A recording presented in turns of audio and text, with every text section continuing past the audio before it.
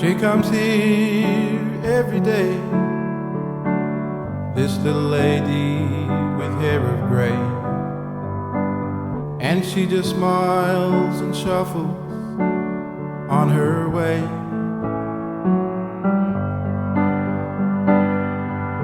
Through these hospital corridors, she walks along these lonely floors to a bed where an old man used to lay, and an old man used to say. One day we were going fishing, and they said, "Hey, come here, you girls.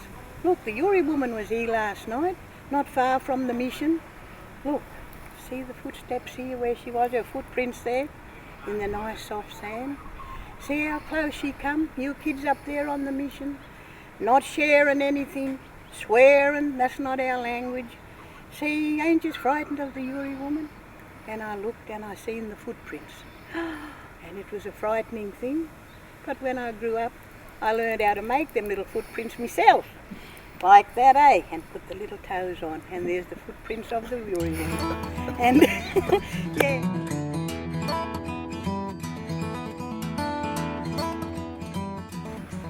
Another time, we ran out of sugar there on the mission, and I went with my dad down to the big house. It was raining, and the truck couldn't get to town. We ran out of sugar. And when they knew we was going down, other families followed. They was out of sugar, tea, flour, and went down, knocked on the door of the manager's house, and waited there for so long, and he just come and glared at everyone. Yes. Oh, boss, my father stepped forward. Can we get a bit of sugar to tide us over till we can get to town? So anyway, someone else, flour, tea, sugar, rice, went into the storeroom, and there's these big barrels of all this stuff, all this government issue stuff. And but what I remembered, when we got home with our tin of sugar, we took down empty tin, my father said to my mother, and he was a gentle, placid man, he said to my mother, "Don't ever run out of anything else. Don't ever send me down there like that again." And when I grew up, I knew what was wrong. He must have been so degraded, downtrodden, embarrassed to go down and ask for that bit of sugar. And he lived in fear of that manager.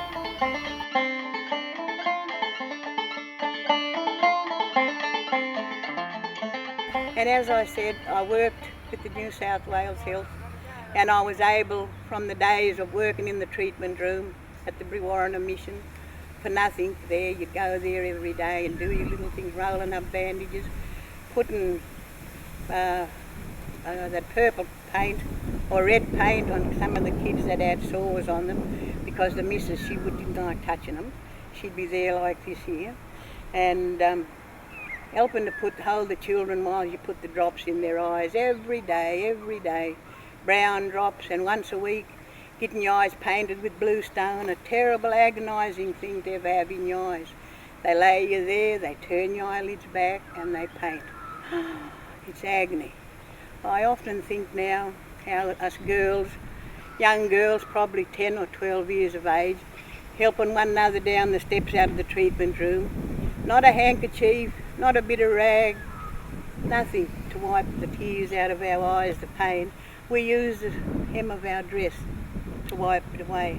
And I see these nice boxes of tissues now, and I think, oh, that would have been nice to have to wipe our eyes that was paining from the blue stuff.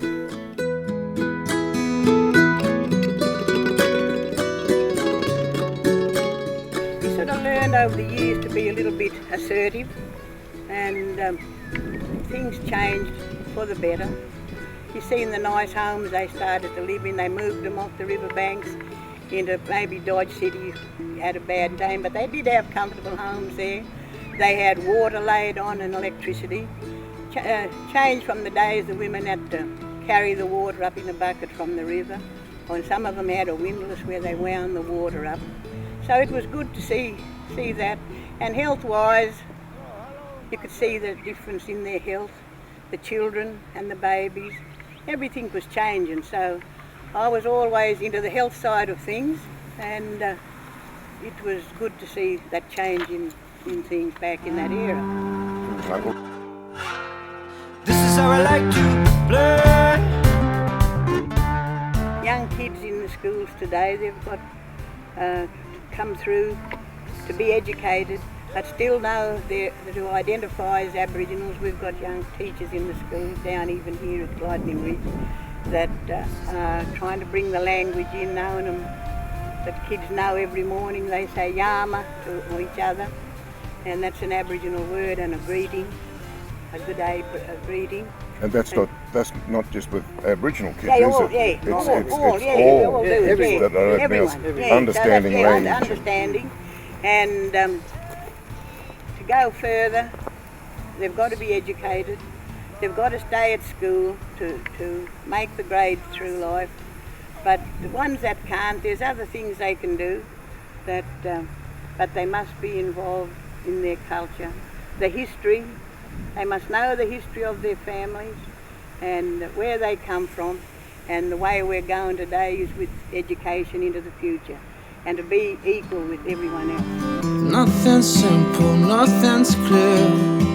Wise old words with me. We lived on the river, the Barwon River, and I come off a big river too, way down further. But these have been my people here out on these rivers, and we've always been river people, and it's a good feeling to have a good relationship with your neighbouring people. I guess it's like neighbouring tribes, and you grew up with them, and it's a good feeling today to meet up with everyone and we still share the same sort of views. We can change all hearts and minds. We can change all hearts and minds if we listen to the time.